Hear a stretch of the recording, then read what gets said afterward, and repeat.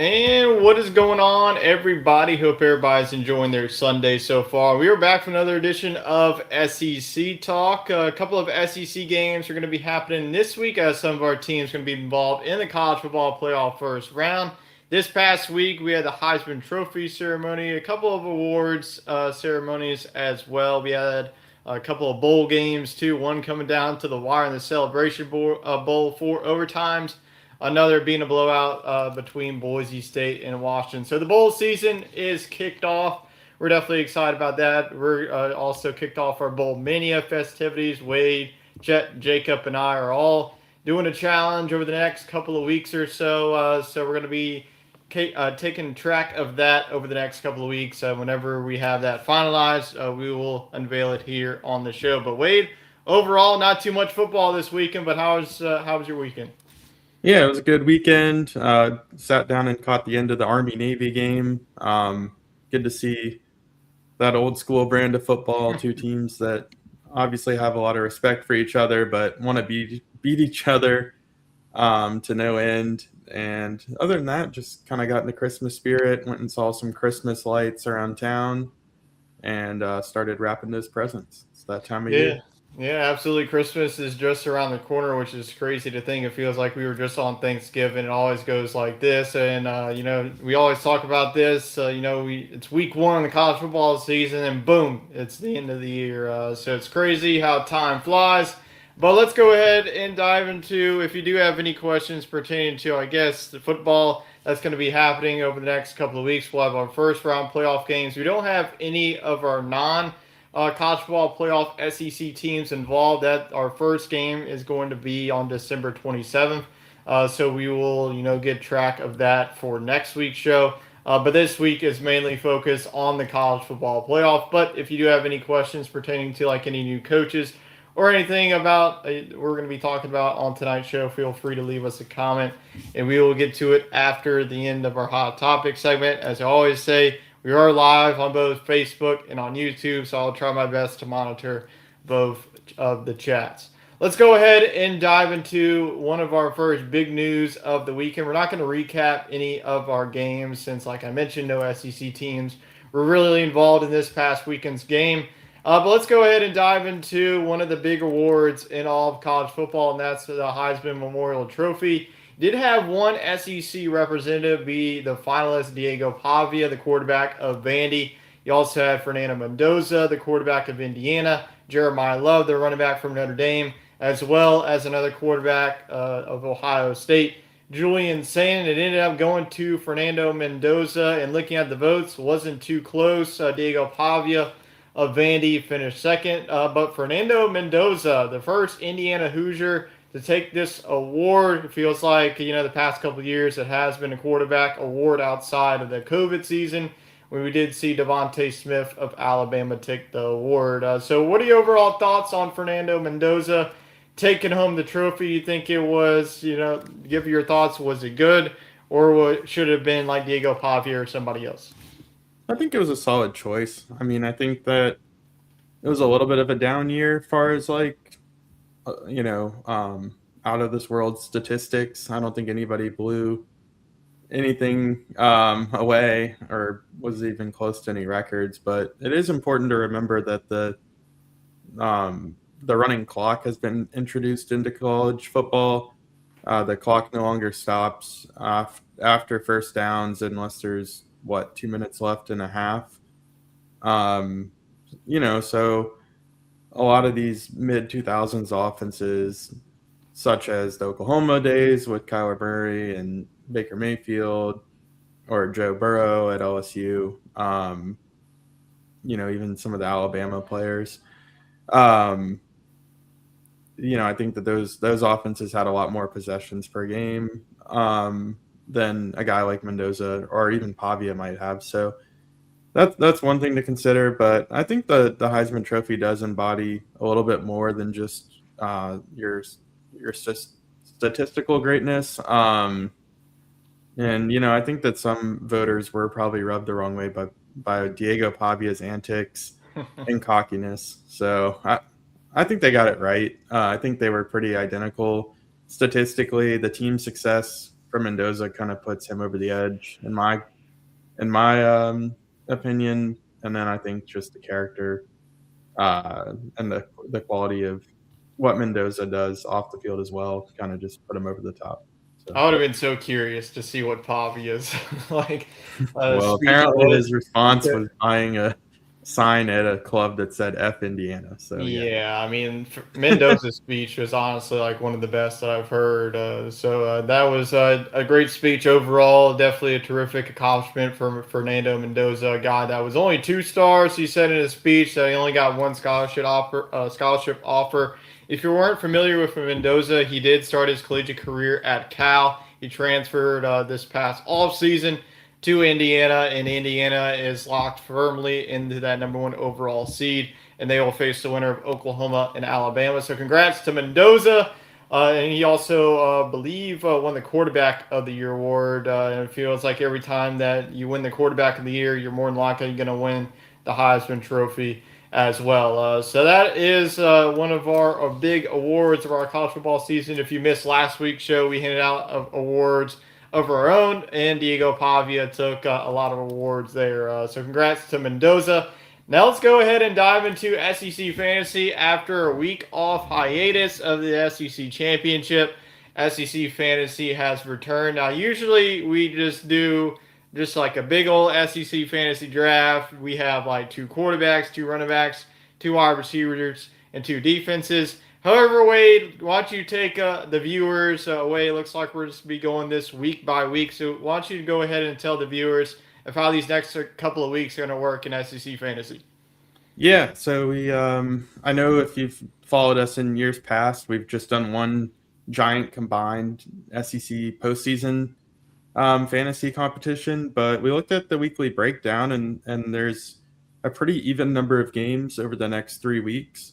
And we certainly enjoy this segment and hope y'all do. So we thought, why not spread it out and do 3 more weeks of SEC fantasy? So tonight we are going to start with our round 1 college football playoff games. There are 3 SEC teams in play, so that gives us a variety of players to choose from. All playing, relatively equally matched opponents. It's a playoff atmosphere. It's not the Gasparilla Bowl mixed in there or anything like that. And then next week, we will do an SEC fantasy draft for our non-college football playoff bowls. We'll loop all those in together. As Tyler mentioned in the pre-show, the SEC teams kick off, I think, with the Texas Bowl on December 27th. And then they have games running through the new year. So all those will be in a competition.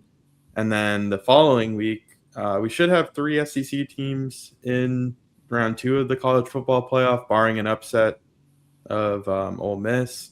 And if that's the case, we'll go ahead and do a third show using the round 2 playoff matchup, since we'll again have most likely 3 teams. So that gives us 3 more weeks of competition.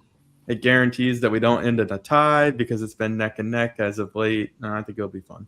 Yeah, absolutely. So like you mentioned, it was a tie heading into this postseason edition. So 3 more weeks should decide a winner.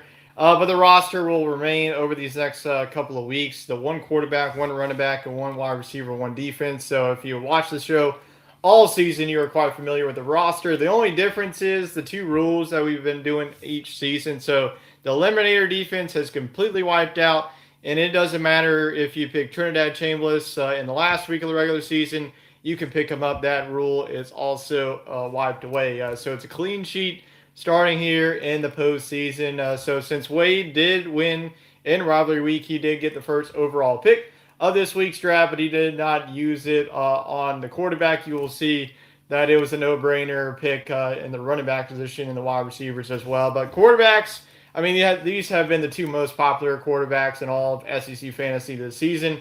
You're going to go Marcel Reed of Texas A&M. I'm going to go Trinidad Chambliss of Ole Miss. So talk about Marcel Reed's matchup against a tough and gritty Miami defense. Yeah, Marcel Reed, we talked about it during the SEC awards. At times, he's been the best quarterback in the SEC, and at other times, he you know, struggles with a little inconsistency, throws an interception here or there, but he's got a big time matchup against Miami. I think that game could go high scoring. Um, I think it just depends how well Miami travels and if Carson Beck can light it up early. I think we've seen A&M go shot for shot with high quality teams, such as that Notre Dame game. And we've also seen them, step into defensive battles as well. So either way, I think Marcel Reed gets it done through the air and on the ground.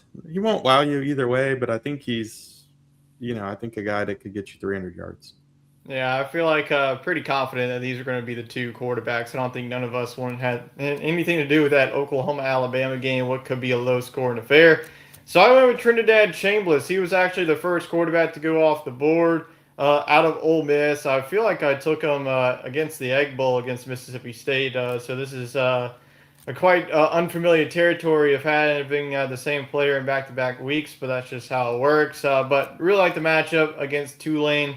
You could say whatever you're about this matchup, whether it's going to be a blowout or this Tulane team is going to come in here and provide some offensive firepower. But their defense, on the other hand, they played a nice first half against North Texas and it completely fell apart. So just the weapons that Chambliss has, Kwan Lacey in the backfield, Harrison Wallace as his wide receiver one, and especially with Charlie Weiss coming back to Ole Miss, coaching in the offensive scheme while Pete Golden is going to be taking over the head coach reins. I feel like Trinidad Chambliss, I mean, just look at his overall, season. I just think that in the playoff, this team is going to turn it up a notch, especially on the offensive side of the ball. So Chambliss and Reed are our two quarterbacks. And now let's go on to our running backs. And it feels like this was just a given at the first overall pick. Kawan Lacey, as soon as I saw Wade have the first overall pick, it was kind of a given. Whether it was me or Wade, it was going to be Kawan Lacey going off the board there. Has a really nice matchup. Ruben Owens, he hasn't really had too many opportunities in SEC fantasy. I did take him earlier in the season, did quite well, especially with Le'Veon Moss being banged up for Texas A&M. So talk about Kawan Lacey's matchup. It felt like this was pretty simple. Yeah, I think this is just one of the best players in the SEC getting a favorable matchup. Although, let's give Tulane a little credit. They held Kwan Lacey to just 60 yards um, in the first matchup. But, that was, I think, week 3 or 4. Ole Miss was still figuring out their offense. They were still figuring out their quarterback. And, I think they figured that part of it out. And I think they've also really leaned into what Kwan Lacey can do. In that game, I think he got 15 carries, maybe even less. In weeks of late, I mean, it would be unheard of for him to not get 20 carries. So I think they're going to keep it pretty simple. I don't think they're going to try to show too many cards because, one, your offensive staff just left, and they might be working on a a smaller playbook. I know Weiss is coming back to call the game, but and two, I don't think you need to pull out too many tricks to beat Tulane. To be frank, I think you can win off of physicality with a guy like Lacey, and then save some of those trick plays and deep shots that you would typically throw with Chambliss against a presumed second round matchup against Georgia. Yeah, absolutely. So far we have two Rebels and two Aggies throughout this, but we'll see if we have any Sooners or Crimson Tide available. But I'm just going to go Ruben Owens. I know that Miami's defensive front is one of the best, but like I mentioned, I just didn't really feel too confident if Jam Miller plays or not. I mean, Alabama's rushing attack hasn't been too solid, and Oklahoma's offense overall just hasn't been too cute. So I'm just going to go with the best available running back in my eyes. That's Ruben Owens. Like you mentioned, this could be a matchup that could either be a lower scoring game or could get to a high scoring shootout. I mean, Texas A&M, like you mentioned, has been involved in both games, but Ruben Owens has been the RB1 for this team. And to match Kawan Lacey, I mean, I just needed somebody because I know that Kawan Lacey is easily going to put up 100 yards overall. So Ruben Owens, in my opinion, was just the best available option. Now let's go on to the wide receivers, and there we go. We got somebody from that Alabama and Oklahoma matchup, Isaiah Satinga, out of Oklahoma. It's only right that one of our SEC fantasy players of the year is on this, along with Casey Concepcion of Texas A&M. So talk about Satinga's matchup against Alabama. He had an okay matchup against them last matchup, just it feels like a couple of weeks ago. How can he really bounce back from, not really bounce back because he like went off against LSU in the regular season, and that's why the Sooners are there. So talk about Satinga and how he can get some big plays against this Alabama secondary. Yeah, he really probably is the best big play threat in the SEC. I think maybe the guy right beside him is second, or Mario Craver, his teammate. So we get to see all three of those guys play on Saturday. But yeah, Isaiah Satenga, I mean, he's definitely wide receiver one on Oklahoma. I can't even name another pass catcher on Oklahoma because he consistently is getting the ball. And even though the offense has struggled, they're barely hitting 20 points. His yardage has not been affected by that. He keeps putting up big numbers. Besides the Alabama game, he's gone over like 80 yards and 6 of his last 8 games or so. So incredibly consistent.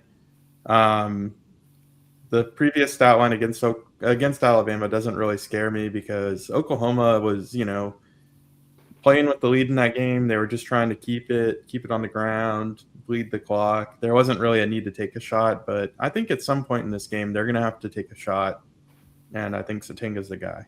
Yeah, it feels like the offense, whoever has like the bigger plays, is going to win this matchup. And Satenga has been that guy all season long. So that's a nice pick for you. I'm going to go for another big time player who can make big time plays. That's Casey Concepcion of Texas A&M.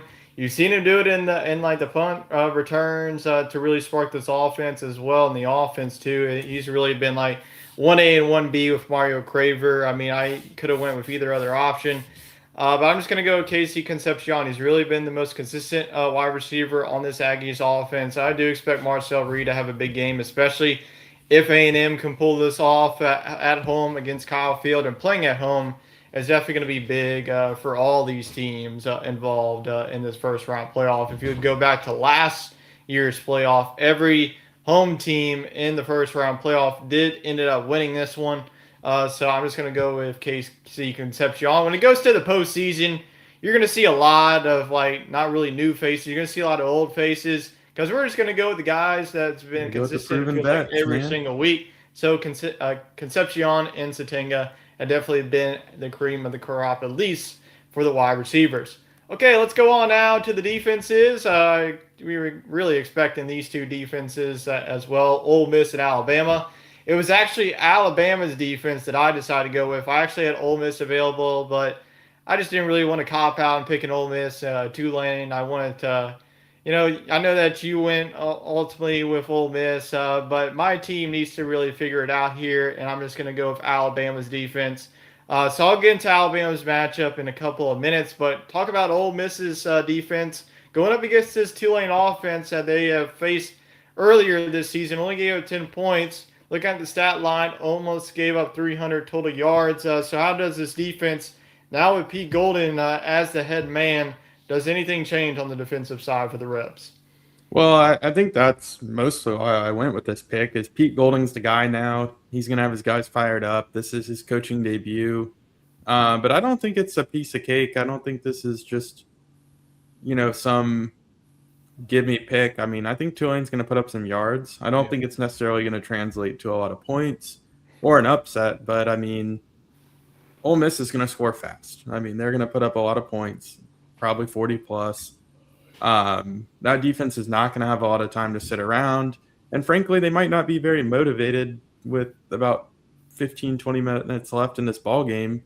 So there's a possibility that Tulane puts up 100 plus yards in garbage time. There's also a possibility we're underestimating Tulane and all that chaos in Oxford amounts to a potential upset. But I do feel good about it just since we've seen this.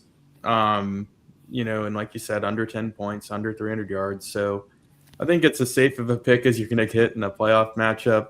But I think your pick as well. I mean, Oklahoma's defense has been really good. Alabama's defense has been up and down. But really, as of late, that Oklahoma offense has struggled. So I think Alabama's a good pick if you believe in the Tide. Yeah, absolutely. Even in their like their Oklahoma's win in Tuscaloosa, I mean, Alabama outgained them what like 400, and Oklahoma had just around 200 yards. So Alabama's defense, I know that they didn't have that great a performance in the SEC championship against Georgia.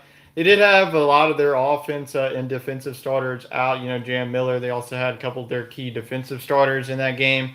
So did have a couple of extra days this week to prepare for this game. And like you mentioned, Oklahoma's offense hasn't like put up the fireworks that they have earlier in their season. We feel like John Mateer was 100%. So I know that this game is in Norman, but I do feel like this is going to be a defensive game where it's going to take like a couple of big plays that it did in their game just a couple of weeks back in Tuscaloosa. So I'm going to go with Alabama's defensive unit. Yeah, it really just like probably like tipping my pick away here, picking Alabama. But I'm just going to go with the Crimson Tide's defense, leaving only two defenses not being used this week with Oklahoma and Texas A&M. But I think that we would both agree that Alabama and Ole Miss are the two best defenses in the first round of the playoff based on their matchups. So that is the first round of our SEC fantasy. Like Wade mentioned, we'll be back next week. We'll have the rest of the SEC teams that are involved in the bowl slate, from the Texas Bowl to the Mayo Bowl, from so on and so forth. And if we have like Ole Miss, the winner of Alabama, Oklahoma, as well as Texas A&M moving on, we will also do another segment with them as well. So now let's go on now to some games of our college football playoff first round games and pick them. So just to get everybody accumulated here, so if you're the 5, 6, 7, and 8 seed, you do host the first round games. And like I mentioned last year, we saw both the 5, 6, 7, and 8 all take care of business. But we also saw the opposite, heading into the second round where the top 4 seeds all lost. So we will see if things are going to happen like they did in last year's playoff. But we're going to start with our only Friday night game, and this is going to be our SEC Talk Game of the Week, since this is only our SEC versus SEC game of this entire schedule in the postseason. But we do have a rematch, one of 2 rematches happening this weekend in the playoff. Number 9 seed Alabama at number 8 seed Oklahoma. The story of Alabama: were they going to get in, or were they going to get left out of after their shellacking at the hands of Georgia, who is the number 2 seed, actually number 3 seed in this bracket? Sorry, it's been a couple of days since I looked at the bracket, but this is, like I mentioned, a rematch. Alabama and Oklahoma did play just a couple of weeks back in Tuscaloosa. Oklahoma did win this one 23-21, and defense was a big part of it. Like I mentioned, Alabama outgained them by a little over 200 yards in that game, but the big story in that one was Oklahoma's defense blocked a field goal, and that ended up being the difference in that game. So both teams, honestly, have really been eerily similar. They are really good defensive units, but their offense as of late has struggled, especially their running game. Like Troy Blakelock only had like 40 yards against LSU's defense. And then in the championship game, Alabama was without Jam Miller. So you saw Hill, the backup, he only got like around 60 yards rushing. But overall this season, Alabama's rushing attack just hasn't been where it is. Wide receivers have been a little inconsistent. You know, Ryan Williams has been up and down. It's mainly been Jeremy Bernard. So with all that being said, do you see this being another defensive game and coming down to the fourth quarter? And who you got winning this all SEC battle, kicking things off in the CFP? Yeah, I definitely see it being lower scoring and a defensive game. Just Oklahoma to me has been one of the best defensive units in the conference, and Alabama's offense has really struggled without a consistent running back. So I don't think that matchup plays well for Alabama, but I also don't think that Oklahoma's offense has looked very good either. Either John Mateer is just not what he was chalked up to be, or he's still kind of dealing with the lingering injury. But a pretty one-dimensional offense. They run the ball okay every now and then, and they got Satanga, who we've praised on the show, kind of as their only pass catching threat. I mean, we went all of SEC fantasy without seeing John Mateer, which was not what Oklahoma envisioned when they brought him in, you know. But hey, they're in the playoffs, so they had a good season. Um, that being said, I'm actually excited for this rematch. I think it was fair. I think that these two teams were like, I don't want to say the last two teams in because Miami probably falls in that category, but I feel like these teams were very similar. You know, like I just feel like they had good resumes and deserved to be in, but like I don't see either team winning the whole thing. So like let's just have them play round one like this, and Oklahoma gets the tiebreaker since they beat them in the regular season. It's in Norman, so that's cool. Um, all that to say, I think it's hard to beat a team twice, especially when they are this even.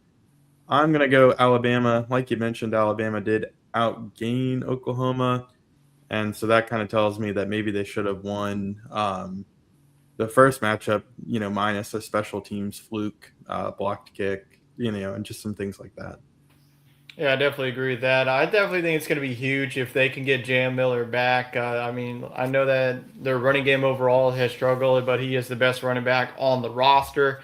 And their wide receivers have to step up. Both Ryan Williams and Jeremy Bernard. And it's same thing with Oklahoma. Like John Mateer, he's got to play like the John Mateer. He's also, use his legs too because he can definitely beat you as well. Alabama has struggled at times against the running quarterback. It is going to be a tough environment. You're walking into a night game in Norman, Oklahoma. So Oklahoma definitely has an advantage, but like you mentioned, I just think that it's very tricky. It felt like Alabama outplayed overall Oklahoma, and Oklahoma ended up winning. Give me Alabama winning this one. I feel like I trust a little bit more Alabama's offense. I know that's hard to say after they only scored 7 points in the SEC championship, but go look at Georgia's defense. I mean, Georgia overall is playing phenomenal. That's why I'll say right now I have Georgia winning the national championship. We'll see how that plays out. But I'm going to also go with Alabama. I'll say 20-17. It's going to be very similar to their first matchup. It's going to come down to the wire. Might even come down to a late field goal or the defense getting a key stop. But I'm going to go with the Crimson Tide. So Wade and I both going with the road SEC team. Jet going with the opposite. Going to go with the Sooners. So we do have one disagreement to kick off the show there. So 2 on the Tide, 1 on the Sooners to start our festivities in this college football playoffs. So like I mentioned, this is the only Friday night game. Now let's move on to our Saturday games where we have the 11 a.m. game between number 10 seed Miami at number 7 seed Texas A&M. And Miami in the dance. Notre Dame left out of the playoff. Miami ended up beating the Fighting Irish in week number 1, which ultimately set those two teams apart. Texas A&M, the first time in school history getting into the playoff overall, whether that's the 14 or the 12-team playoff. Texas A&M coming into this field 11-1 with the one loss on the season coming at the last week in the regular season to the Texas Longhorns on the road. And this Texas A&M team, like Wade mentioned earlier in SEC Fantasy, has won games in multiple fashions. Whether it's a defensive game against Auburn, scoring only 16 points, getting down there with a win, or coming back down 31-0 at the half, or outscoring opponents like Notre Dame, or just beating the brakes off of teams like LSU this season. Texas A&M has pretty much won it all this season. And Miami, on the other hand, started off the season strong, and then they had 2 losses, one to SMU. Can't remember the other one. I think it was to a team that honestly that they shouldn't have lost to. But this I Miami think it was team, Louisville. yeah, it was Louisville actually. But as of late, this Miami team has really imported on. They have absolutely dominated opponents down the stretch. You could say whatever about their schedule and how weak the ACC has been overall. This is a team that's not going to be scared of going on the road to a hostile crowd like Kyle Field, even at 11 a.m. So this is definitely going to be a treat for all college football fans to watch. So Wade, who do you have winning this one between the Hurricanes and the Aggies? Well, before I get into my pick, I thought more about it. Why is A&M the number 7 team? Like, Yeah, they should have been the 5 seed to be honest. yeah, they lost to Texas on the road in rivalry week, and it was a competitive game where they had a hobbled Marcel Reed. I know he finished the game, but he got hurt. Um, Oregon, I think they passed the big brand name test, but Yeah, they but really what's didn't their beat best win? anybody. Iowa. Yeah, and Ole Miss, I can't. I mean, for the same reason with A&M, you can't really fault them. They only lost to Georgia on the road, but both of those teams to me should be ranked higher than Oregon. And then it doesn't stop there. They get to kick off at 11 a.m. Yeah, against the best opponent of the day. doesn't make sense at all. While we get to watch JMU under the lights. I mean, come on. Um, might work for me personally because this is probably the only game I'm going to be able to watch due to a personal obligation on Saturday. But yeah, I think that's a little bit of a disservice to Texas A&M. All that to be said, I mean, I think Mike Elko is going to have this squad ready to go. There's a reason why Miami was debated on being in and out of the playoff. I mean, this team really struggled at times. Even in some of the games they won, they had to, pull off some miraculous comebacks. That being said, they do have a lot of talent, and I think Carson Beck's played very, very well at this level in the SEC. So I don't expect it to be a cakewalk, but I do think A&M's a better team. So I'm going to go with the Aggies. Let's be real. This is going to be the closest game of Saturday, just like at And the it's at rest of the 11 a.m. games. But yeah, like you mentioned, I agree with you. Like the drop of Texas A&M, like they were number 3 heading They into that almost had game, a and top 2 seed if yeah, they then would they have. lose to Texas and you drop the ball all the way to 7. And like I mentioned, like Oregon's best win, what's their best win on the season? Is it Washington? Is it Iowa? Like they did end up like their only loss was to the number 1 overall team in the country. But the overall body of work, Texas A&M definitely has a better win. They did beat Notre Dame, who was right on neck and neck with Miami. They do have some key wins inside the conference. I know that a lot of people are going to bring up like Texas A&M did play the majority of the bottom feeders in the SEC, but I just think overall this is going to be a very close game. I mean, Carson Beck, he is quite familiar with playing on the road in the SEC. They got a lot of playmakers. C.J. Daniels, the former LSU wide receiver for a year, and they had that phenom, freshman wide receiver that feels like makes a ton of plays. So I actually think that this is going to be a back and forth high scoring game. I know that there's a lot of high power on the defensive side, but it just feels like this is going to be like a 38-35 type of game coming down to the wire. And I'm going to go with Texas A&M in this one. I think that Marcel Reed is going to make a couple of key plays down the stretch. Even when this Texas A&M team gets down, they're never out. Like you mentioned, I talked about the South Carolina game being down 31-0. Most teams would give up. Not this Texas A&M team behind Mike Elko. So give me the Aggies winning this one and setting up a terrific matchup. Hopefully we get this no matter if it's Miami or Texas A&M. But if Texas A&M ends up winning this one, they'll have a little bit of home field advantage. They had to face off against Ohio State in the Cotton Bowl if the Aggies were to advance. And we're actually going to go with a clean sweep in this one. Our biggest matchup on Saturday, I thought Chad would probably go with Miami. He usually picks Miami in March Madness, not picking Miami in the playoff. He's learned. As we're all rolling with the SEC representative, the Texas A&M Aggies winning their first playoff game in school history, and we will see what happens on Saturday morning. Now let's move on to our next SEC team. We have AAC versus SEC battle.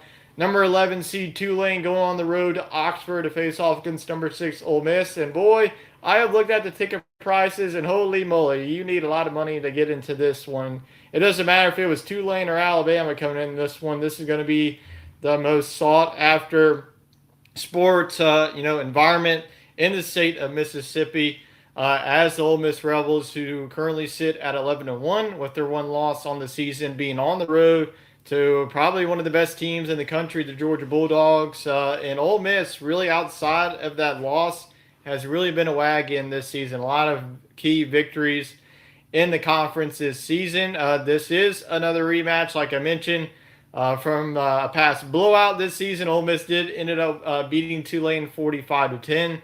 So we do get this matchup yet again. Tulane with their coach, similar to Ole Miss being out the door, John Sumrall. Sumrall is going to be coaching in this game, and Tulane is coming off of a nice showing in the American Athletic Conference Championship game against North Texas, and that's one of the main reasons why we do see the Green Wave facing off against Ole Miss on Saturday afternoon. So do you see this matchup being closer than what we saw in late September, or do you think that this is just going to be a party overall for Ole Miss? Um, I'm more in the camp that this Ole Miss team is fired up. Like I've said on previous shows, I think that the Pete Golding hire was absolutely the right move because college football is a 1 year sport. And right now, you're in a year where you can conceivably win a national championship. So you have to keep all the pieces together as you can. And I think that was a good way to do it. Fires up your squad. They got the offensive coordinator back on campus and Weiss. Um, Hopefully he's fully dedicated to this team and they can just roll. I don't know that they're going to win it all, but I do think that they're going to win here round one against Tulane. Tulane's going to put up a little bit more of a fight. I mean, I feel like this team was a lot better than what that game showed, but I don't think it's going to be particularly close at the end. I mean, I think Ole Miss is going to run away with it. Yeah, I think I agree with that. I think you will see a fired up squad from Tulane, especially with how bad that they played in that game. Because all Ole Miss had to do in the second half was here, Kawan Lacey, go off and run. And Tulane's rushing defense really has to step up. Because if you can't stop Kawan Lacey, it's going to be a long day for them. And even if you do stop him, you still have to deal with Trinidad Chambliss because he's able to run the football effectively. And then you have guys like Caden Lee and Harrison Wallace who are elite playmakers for this Ole Miss team. And pair with the defense. I mean, the defense has really been. I thought that Ole Miss's defense last season it was probably the best that we saw. But I mean, honestly, this Ole Miss team with a little bit less talent from last year's squad has done a terrific job. And you got to give all the credit to Pete Golding in that one. Just the crowd overall, I think is going to be too much for Tulane. Ole Miss fans are definitely going to be fired up. The team's going to be fired up. It'll probably be close going to the half, and Ole Miss will probably still get to the 40s. Let's be honest with you. Give me like 42-21. I'll give a little bit of respect, I guess, to Tulane, but let's be honest with you, this won't really be an appetizing game for all the college football fans. It'll be really fun if you're there in person, if you're a Rebels fan, but let's be honest with you, this is all Ole Miss.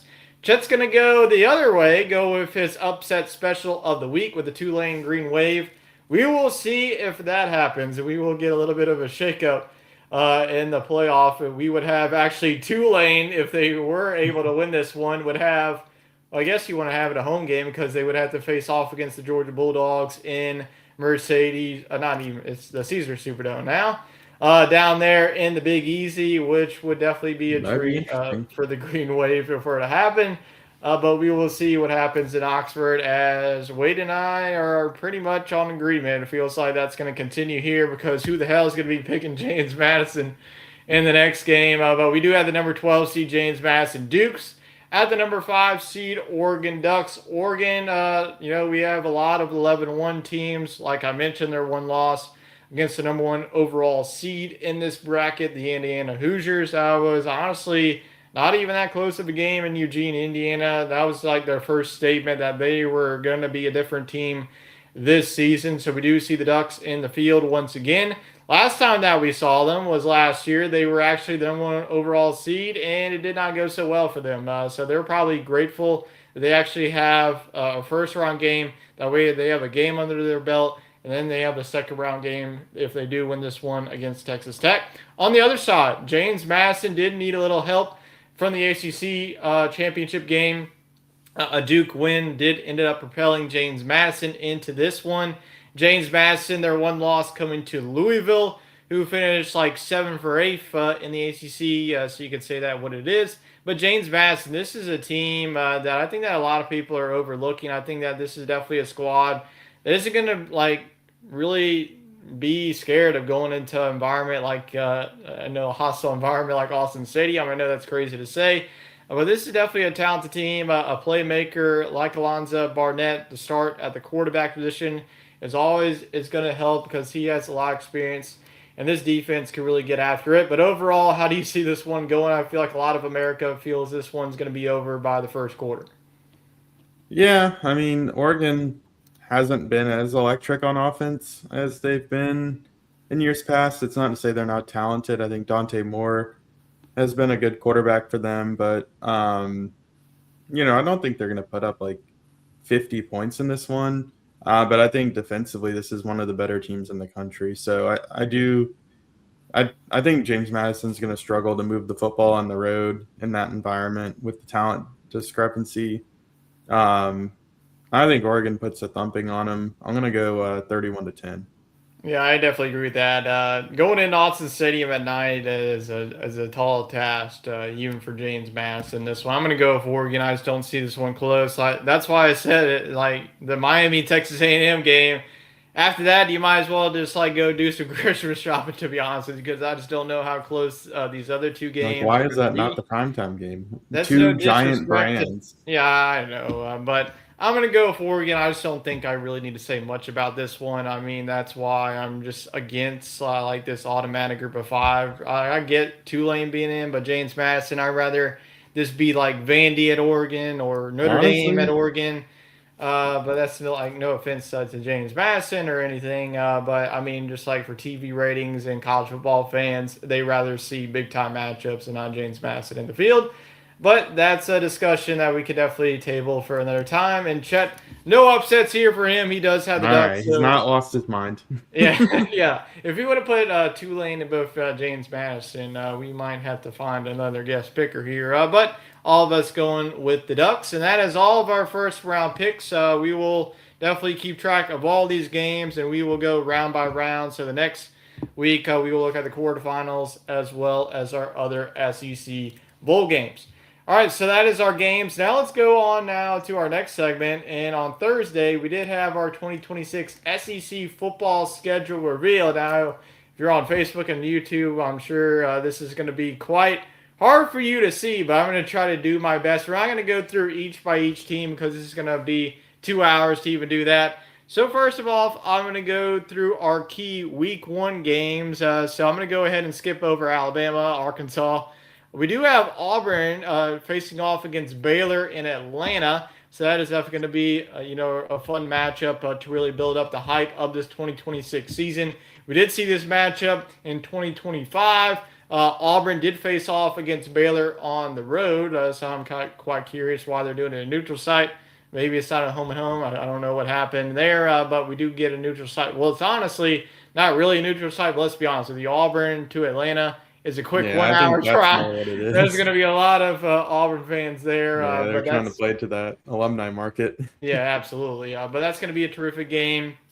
We have Clemson going on the road to LSU. So the Battle of Death Valley will have a part two version. We'll have Ole Miss versus Louisville and Nashville. So usually we don't really get too many neutral site games to start the season in Nashville. We do have really only the Music City Bowl. But really, outside of that, we haven't really had too many opportunities to see an SEC team kick off the season in Nashville.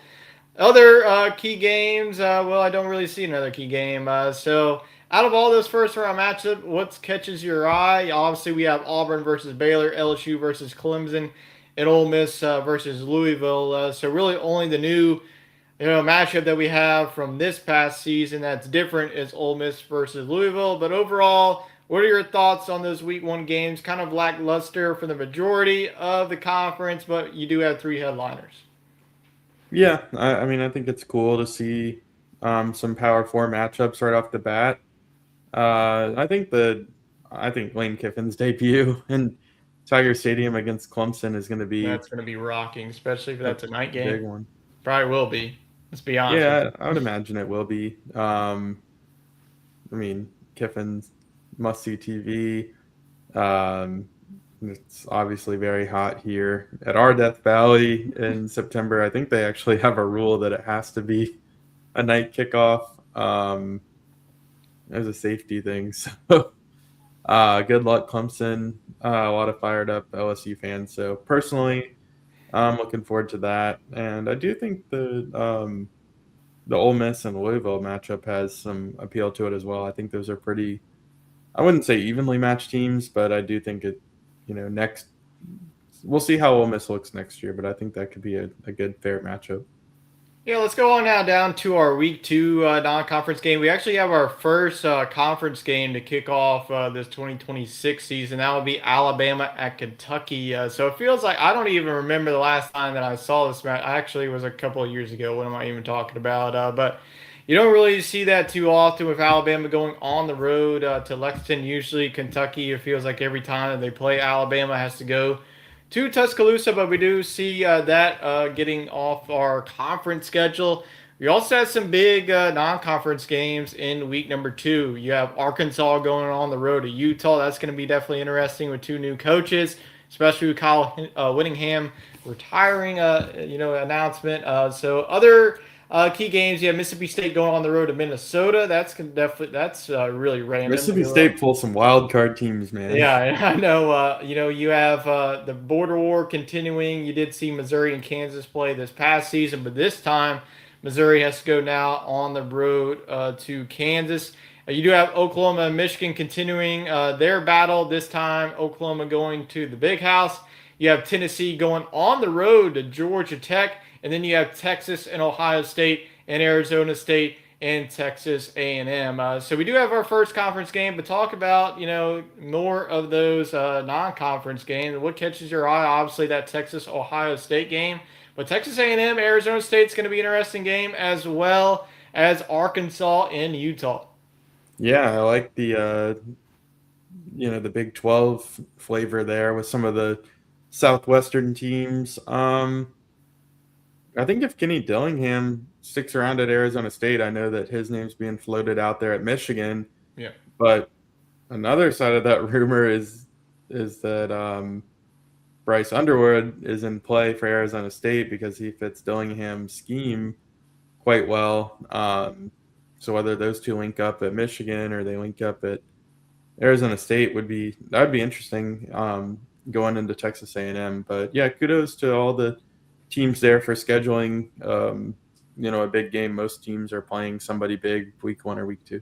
Yeah, absolutely. So let's go on now to week 3, and then after that, we'll just get into the overall stretches for some of these games. So we do have some more non-conference games, but most conference games here in week number 3 are 2 non-conference games. We do have Vanderbilt hosting NC State, so that's definitely going to be a big home environment for the Commodores. We also have a couple of other non-conference games. You have Troy, Missouri, but you do have the rematch between Alabama and Florida State. That was a shock that really set this season apart. And, you thought that it would be the opposite way, that it would be Florida State being the playoff team and Alabama kind of being tumbling and turning, but it was actually the opposite this season. Alabama ended up making the college football playoff.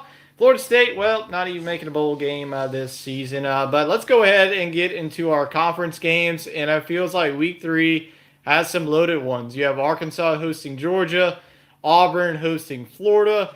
You also have, LSU versus Ole Miss, Lane Kiffin's return to Oxford. You also have Mississippi State going on the road to South Carolina in the Battle of the Maroon. And then you have Texas A&M and Kentucky. So I think that the story in week number 3 is obviously Lane Kiffin's return to Oxford. What do you think that environment's going to be like? Yeah, well, they might be throwing bottles of Crown Royal at him or something. Yeah, really. Yeah, I think that's quite a fitting SEC debut for Lane Kiffin. I guess at LSU, that is. But yeah, that's going to be crazy. It was a pretty ruckus environment as it was without the coach hatred this year. So I think that's definitely a well-positioned game in terms of drama. I feel like we haven't seen South Carolina and Mississippi State play in a while either. So I think that's a good matchup. Should be pretty evenly matched between those two squads next year too. Yeah, dude, I want to jump down all the way to rivalry week. Then we could talk about some stretches too. Let's start off with Alabama. You do have the Iron Bowl.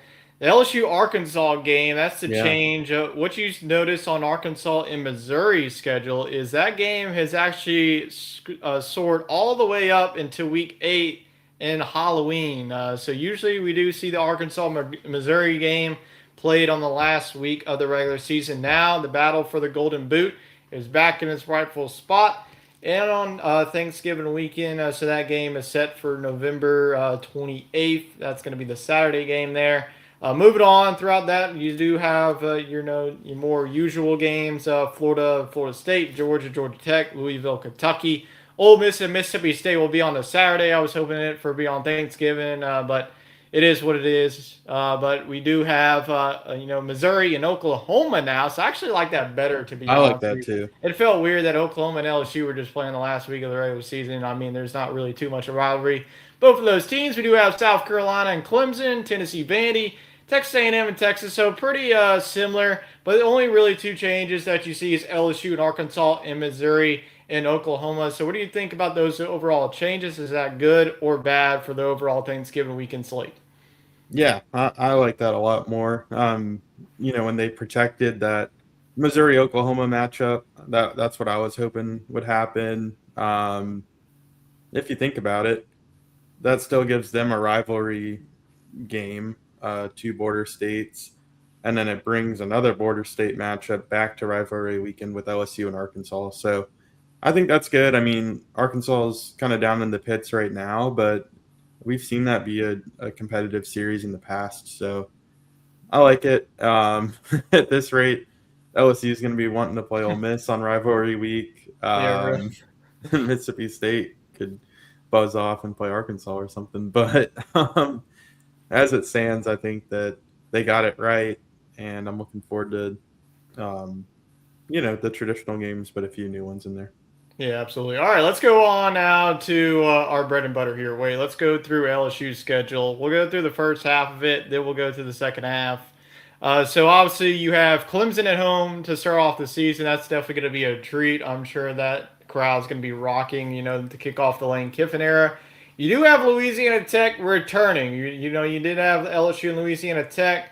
Like I mentioned, Wade and I were talking about. We were hoping maybe to see like a Tulane or Louisiana Lafayette come to Baton Rouge, but Louisiana Tech returning for the second straight year. You do have your first road trip. I mean, just get it out the gates at Ole Miss.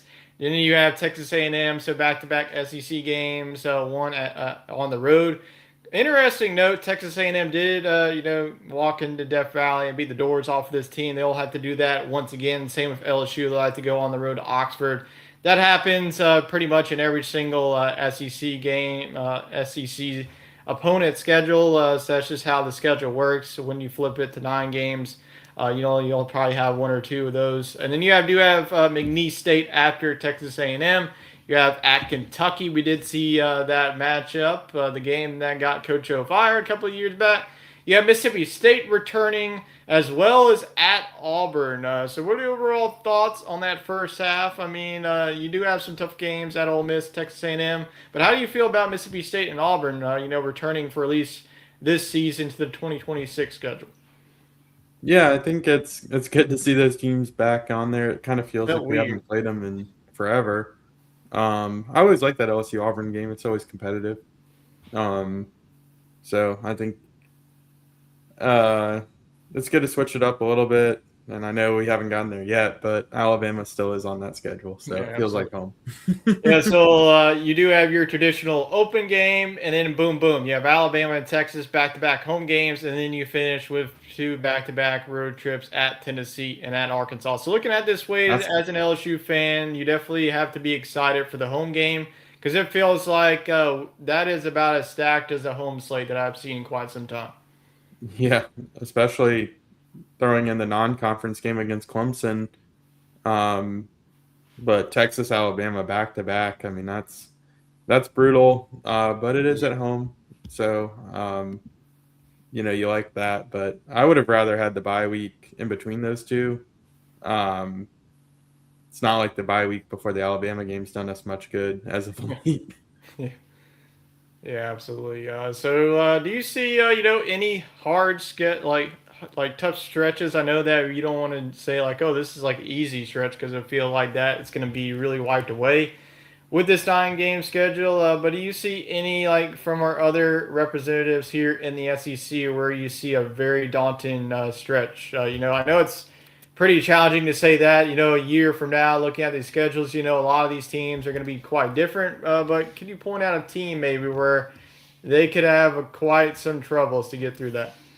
Well, I immediately scanned Florida's schedule because they've been through the ringer as of late, but it looks favorable. Uh, or better than it Hey, has been in FAU years and past. Campbell to start off. That's gonna be quite nice. You don't have to start off with Yeah. like a Miami to start your season. Yeah, they picked the other in-state team. South Carolina, same boat, man. They've had a tough stretch, but it looks better this year. They still can't get Alabama off their schedule, though. Yeah. Uh, let's see, Tennessee, Texas.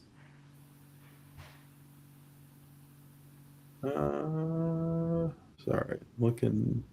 I knew all Right. the matchups, but I actually hadn't seen many of these schedules. I know you need your magnifying glass. to I put it full screen. I can. Okay. That LSU one so far is probably the toughest stretch. Ole Miss got a tough one too. You know, go at home against Missouri, at Texas, at home against Yeah. Auburn, Georgia, at Oklahoma. That's not pretty easy. Yeah. That caught my eye. Yeah. Oklahoma for sure. If they're able to bring back Mateer, which I think he should come back. And like Prbula and even Hardy is going to be back for Missouri. That's not going to be easy either, especially at home. Yeah.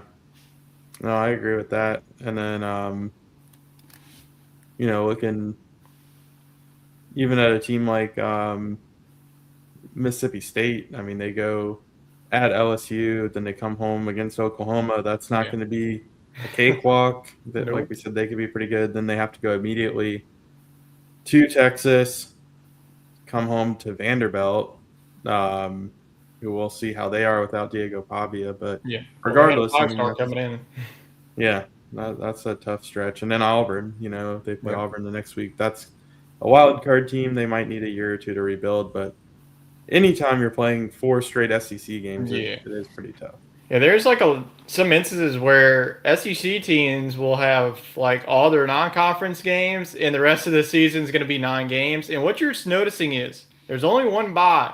There's no Yeah, two byes this season. That's quite I think a lot of SEC teams like, what the hell happened to our other bye? They're like, but well, it's now we kind of get like to the NFL. yeah, that's true. But the years for that to go away would be the year that the SEC goes to 9 games. So yeah, there's going to be no complaining from the other conferences anymore. I better not hear any other coaches complaining. Well, they're playing this and this to start off the season. They're playing like cupcake week 13. Why don't you try to play this schedule and see how you feel? So Guess who still hopefully, makes it though on the yeah, schedule? The yeah. Citadel. Yeah, the Citadel. You still have a couple of cupcakes They're in week always fun. 12. You have Chattanooga facing Alabama, Auburn, Sanford, Ole Miss, Wofford, Mississippi State, Tennessee Tech. Campbell. I mean, it's going to be hard, but like you only have like 3 or 4 compared to like the whole slate Oh yeah, being it's just a all cupcakes. definite improvement. So, what do you feel about that? Like being less cupcakes? Because I feel like you and I were a big proponent against that. Yeah, I mean, just even with all this NIL, I think the gap between the teams at those levels is only heightened. We've seen teams like that pull off upsets. We saw Georgia Yeah, Southern beat Florida. We saw the Citadel beat South Carolina. We saw Toledo beat Mississippi State. Like it's happened before, but I think the odds of that happening now with the players being paid and stuff is less likely. Um, so that just makes those matchups even worse. So I'm glad to get some of that out of the schedule. I think it's good for the sport to have some games like that. It helps some of those programs fund their teams. I like it when it's an in-state foe. Like I like seeing LSU play Louisiana Tech and McNeese. I think that makes a lot of sense. Um, but I think that overall it's a step in the right direction. You have these 16 team conferences. You should be playing at least half of it. yeah, absolutely. So we'll have plenty of time to talk about the schedule, but that's our early thoughts. Man, this is going to be a fun 2026 football season with these schedules. They're looking absolutely loaded from team 1 to team 16. So we will definitely keep track of that for next season. But for now, we will go back to the current season in our hot topics. Kalen DeBoer's name has definitely been the hottest name. Like he was surrounded with the Penn State rumors, now the Michigan rumors.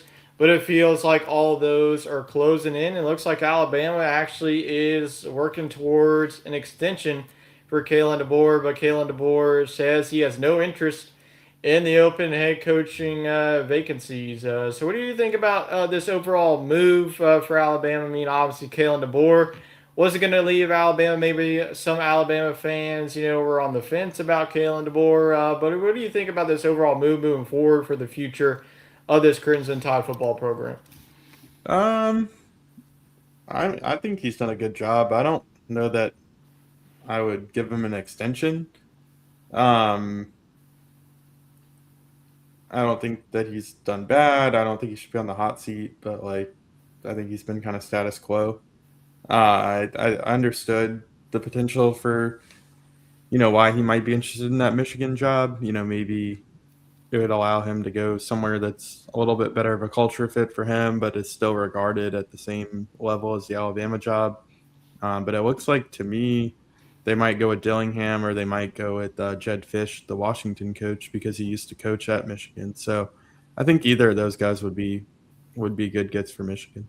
Yeah, we were done with the coaching carousel, and then the Michigan job just opened up out of nowhere. We will definitely keep track of that whenever we have some news. We will bring it up here on the show. So now let's go on to South Carolina news. This was definitely like the big talk of the town around South Carolina, and that is if Lenore Sellers was going to be returning or hitting the transfer portal or going to the NFL draft. I think the last part was pretty much out the door since he kind of didn't really had a disappointing season overall, like a lot of quarterbacks had in the SEC, like the Garrett Nussmeyers of the world, like the Cade Klubniks and Clemson, Drew Rattler. I mean, it was just a god awful year for some of these like preseason quarterbacks that we were high on heading to the season. But it does sound like Lenore Sellers is finalizing a return, aka getting more NIL funds towards his bank account. But looking at this overall offense, Nick Harbour probably going to be returning to this offense. You're going to have a new offensive coordinator with Bryles coming from TCU. Couldn't get any worse from their current play caller in Shula. So we'll see about South Carolina. Like you mentioned, the schedule isn't really going to ease up for the Gamecocks. I mean, I guess at the start of the season it will. But I think, you can have Lenore Sellers or anything, but when you have Shane Beamer coming back, it's hard to really get amped up for a season. But obviously, this is good news for South Carolina. But it feels like, this is boomer bust moving forward for Sellers in this South Carolina team. Yeah, it really is. The all the people you mentioned in that recap, that's do or die for them. I mean, Yeah. we've been talking about Lenore Sellers for 3 years. We've been talking about Nick Harbour for 3 years. We've been talking about Shane Beamer Yeah, getting over the disappointment hump after for disappointment after disappointment. yeah, and it that progression hasn't been there. So this is kind of risky, I think, for Lenoris. I think he could put his name in the NFL draft and probably be a first round pick just based off of A pure you know talent.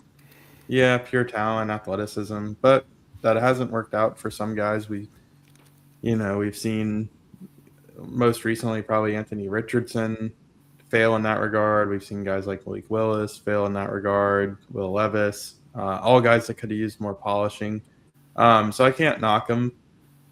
But I am surprised he didn't test the college market a little bit more. I mean, I get it. Look, like the most important thing is being guaranteed a starting position so you can showcase your talent. And South Carolina is going to give that to you. But I am surprised that maybe they didn't wait until some of these playoff teams finish their season and see if anybody's looking for an immediate ad. A team like Miami or maybe even LSU,